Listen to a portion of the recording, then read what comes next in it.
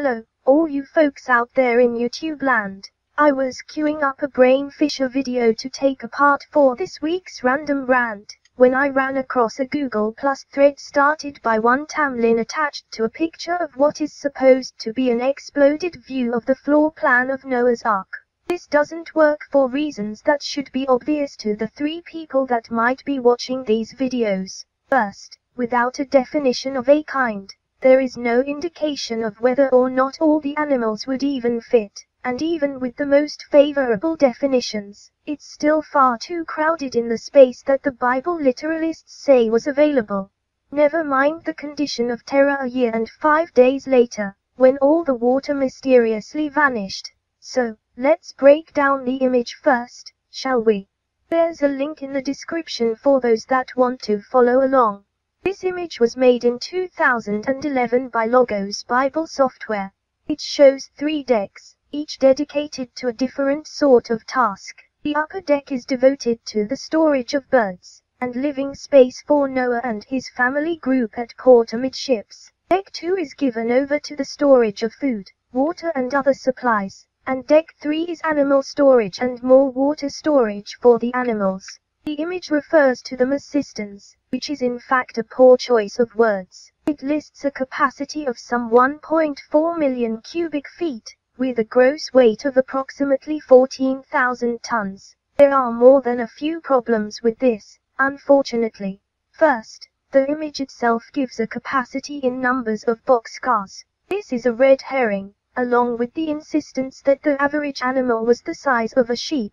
The largest animals on that pile would have been far larger than a sheep, and I would love to see them try and keep a tyrannosaur cooped up amongst a pile of prey animals, particularly when you're dealing with quick-growing animals, or ones with extremely large body plans. This average isn't the arithmetic mean or the mode, but the median, in which the number closest to center is used.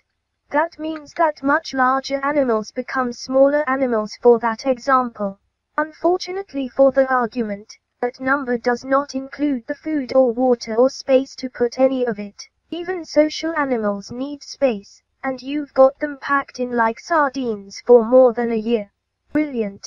Even then, you lack the required genetic diversity to create a viable breeding population, never mind enough to restart evolution. No, I'm not going to entertain your micro-macro evolution terms, as enough small changes over time will result in a big change in the same way that lots of little events in your life will result in a complete alteration of your intended path. Because as we all should know by the time we make it out of elementary school, evolution is the variation of allele frequency in populations over time. The problem is that you irretrievably fail to establish what a kind is, and how many kinds of animal were involved.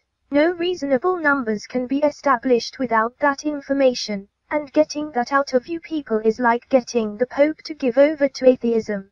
It's not going to happen. Therefore, any of your twee little diagrams of structurally unsound and unstable ships isn't going to make a difference here. I'm going to skip the flood itself for now, as the problems with that are enough to make up another rant all by itself. After a while, you return to rabbit on about irreducible complexity, and here's where I have a problem with your dogged persistence in towing the party line. You take issue with a fossil record that, while admittedly incomplete, is more than dense enough to bear out evolution on large time scales. Not every living thing is preserved, and thus a complete record is impossible. We have more than enough of a record to trace Terra's age back more than 1 billion years. We have a geological record we can confirm by several dating methods more than 4 billion. Back to irreducible complexity, Mr. Behe and Mr. Dembski are wrong on so many levels that the term fractally wrong doesn't begin to describe it. N. Miller gave a rather eloquent description of both the conjecture and its problems in a lecture he gave in 2006 after the Kitzmiller vs. Dover trial. A thing you rejected out of hand as an old hate video. For those who are actually interested, I will leave a link to that in the description as well. Here's the rub. As a devout practicing Catholic, Ken doesn't hate Christians or creationists. He does, on the other hand, seem to have a distaste for people spreading disinformation. As a biologist, Ken has the credentials to stuff his shit back up the orifice from which it came so hard that he will be able to taste what I had for breakfast. This was right after an arch-conservative federal judge told the Dover, Pennsylvania School Board that intelligent design was religiously based, and could not divest itself from that origin, because it's entirely true. Intelligent design is not science, and lacks the capacity to be science. Really cool sounding name, but ultimately it provides no theoretical narrative, cannot be falsified, and makes no predictions, or theory to even be remotely scientific. You must have all three.